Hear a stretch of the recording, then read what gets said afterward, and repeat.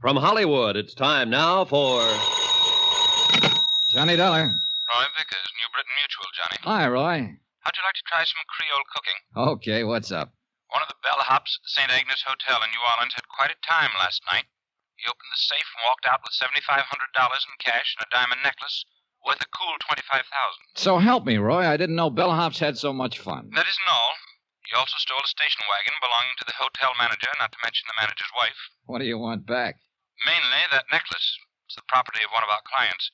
She was stopping at the St. Agnes and had it stowed in the hotel safe. Any line on the bellhop? Not a trace so far. The wife? Don't be funny. Can you hop a plane down there and see what's happened for us? Sure, Roy.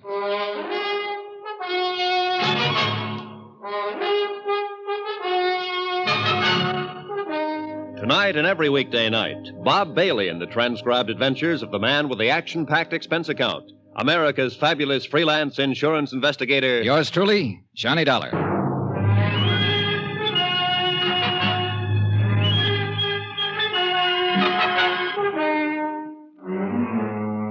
Expense account submitted by Special Investigator Johnny Dollar to the New Britain Mutual Insurance Company, Hartford, Connecticut.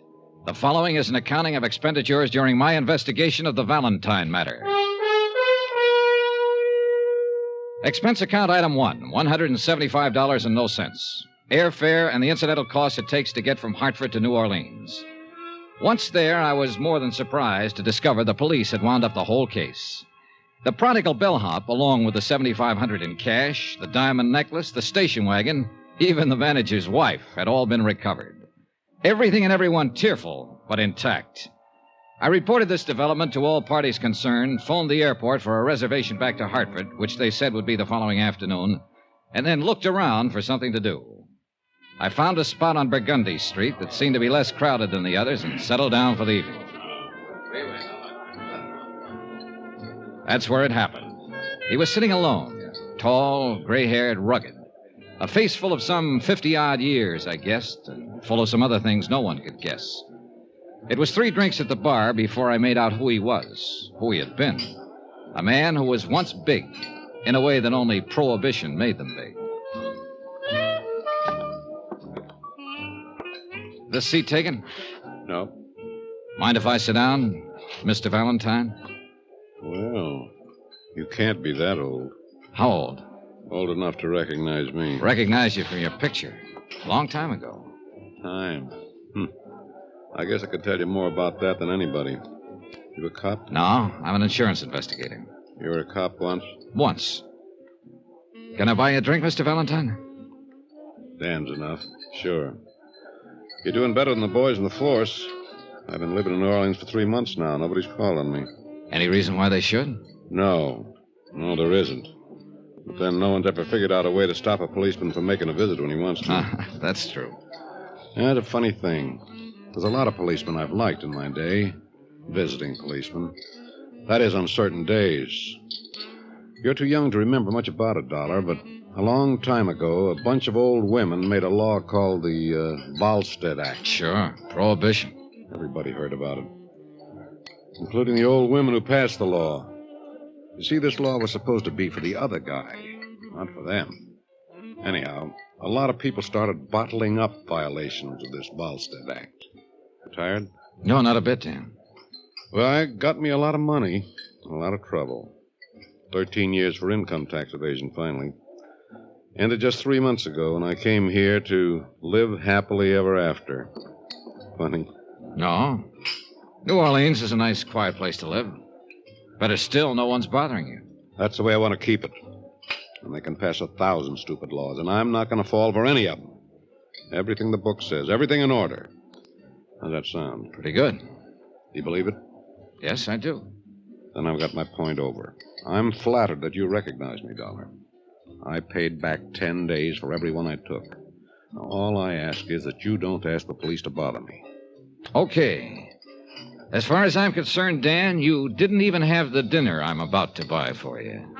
Dollar, it's nice to come out of prison and be recognized by a nice guy. Where we go, Jimmy Moran's? That's where we went, and it was a swell dinner. Only Dan Valentine didn't eat much of it. He tried to smile and crack wise, but there was a sadness about him that stood in the way. I wanted to ask him more questions about those days back when, but I didn't. We dropped into a couple of other places. The Absinthe House, Joe Glorioso's. We listened to some jazz and drank Sazeracs and walked along Canal Street. Finally, we shook hands and said goodnight. Expense account item 2, $26.26. Hotel, board, and miscellaneous. The next morning, I packed my bags, checked out of my hotel, and was about to take a limousine out to Mobile Airport. Oh, Mr. Dollar? Yeah. A message for you. Oh, thanks. It was from a police officer on the New Orleans force, an Inspector DeBaca. Could I drop by before I left town? I went right over and met DeBaca, a tall, lean, gray-haired man with 30 years' service who kind of puzzled me at first. Thanks for coming by, Dollar. Sure. Sit down. What's up? The bellhop take back his confession on that necklace theft? No. This is something else, Dollar. Dan Valentine. Oh.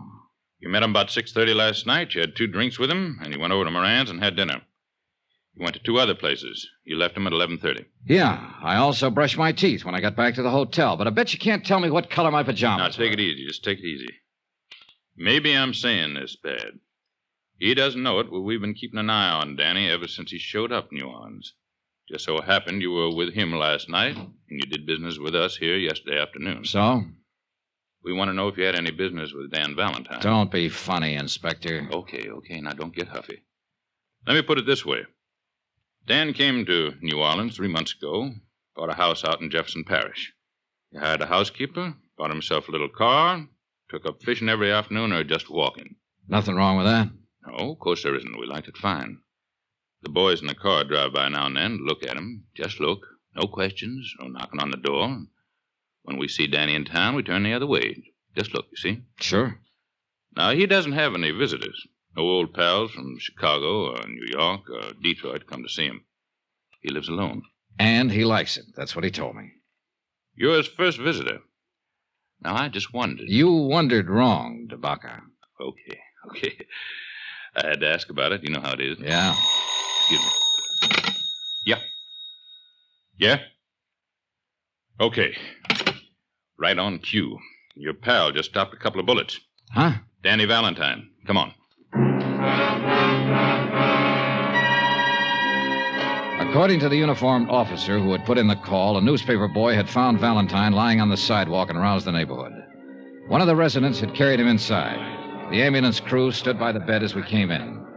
Valentine was lying on his back, the white chenille spread under him, changing to a deep red. 2 bullets had ripped ragged holes in one shoulder through flesh and bone. But he was just as self-contained as ever. I got the idea you were going to stay out of trouble, Dan.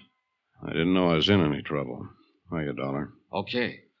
You went to the police after all? No. The inspector called me in. About you, Dan, but let's forget that for now. How'd this happen? This? Cleaning my gun. You're a loser, Dan. You're not supposed to have a gun. Oh, you know me and the law. We sometimes didn't hit it off. Odd, where is the gun? What gun? The gun you were cleaning when you were walking down the street and shot yourself. I swallowed it. Now, look. Somebody's taken a couple of shots at you, Dan. Nobody can tell us anything about it but you so far. We don't want you murdered. Well? Okay, boys. Get the ambulance back. Wait a minute. You're hurt. You're going to the police hospital. No. I've served my time and I'm clean. Being shot at even in this state doesn't make you a criminal. Dollar. Yeah, Dan. Do me a favor. Would you phone a private hospital and have me taken there? Go ahead, Johnny. Take it easy, Dan. I did as he asked. A crew from one of the large private hospitals was out there in a matter of minutes. And an hour and a half later, Dan Valentine was operated on and the bullet successfully removed from his shoulder. I waited around until he was taken to a private room, and Inspector DeBaca waited with me. Dollar? Yeah, Why don't you go back to Hartford? This isn't any of your business. I know. My plane takes off at 4. I'll be on it. Well, why are you waiting around here? Oh, to see how he is, I guess. You pal of yours? I just met him last night. You know that. But you're waiting around. Yeah.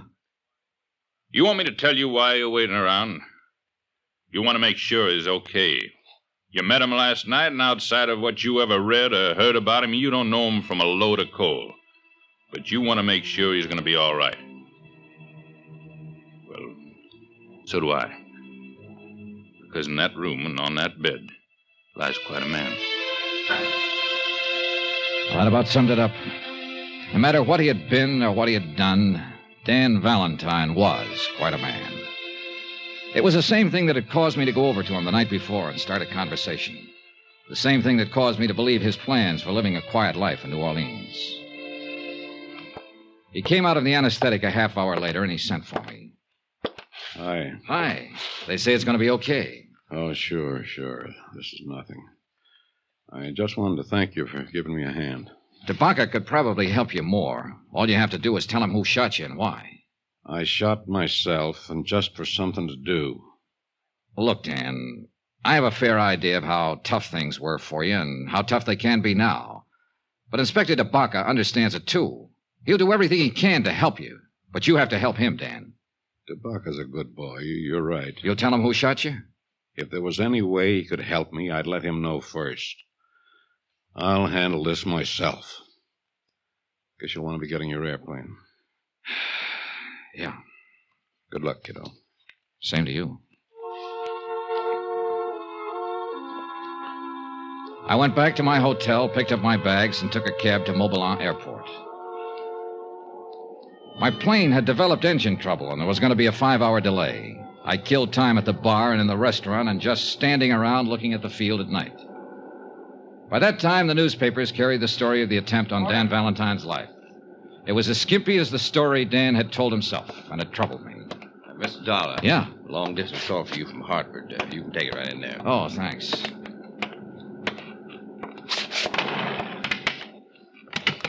Johnny Dollar. Roy Vickers, Johnny. At New Britain Mutual. Glad I caught you. Just waiting for my plane back to Hartford now. This story about Dan Valentine's in all the papers up here. Have you read it? Yeah, I was in on it, in a way. Somebody shot at him today. He won't tell who. Says he'll handle it himself. Can you find out, Johnny? I don't know. Why? We carry a $50,000 policy on him. Somebody's trying to kill him. We'd like to know all about it. You mean I can stay here and work on this? Yes. Okay, Roy.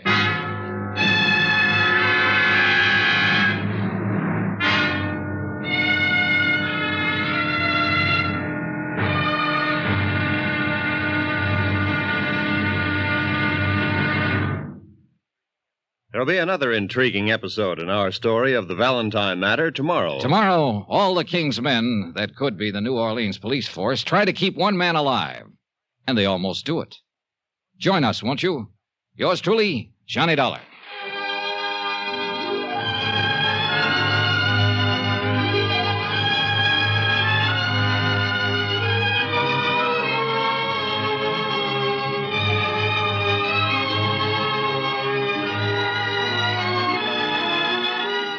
Yours truly, Johnny Dollar, is transcribed in Hollywood. Written by John Dawson, it is produced and directed by Jack Johnstone. Be sure to join us tomorrow night, same time and station, for another exciting episode of Yours truly, Johnny Dollar. Roy Rowan speaking.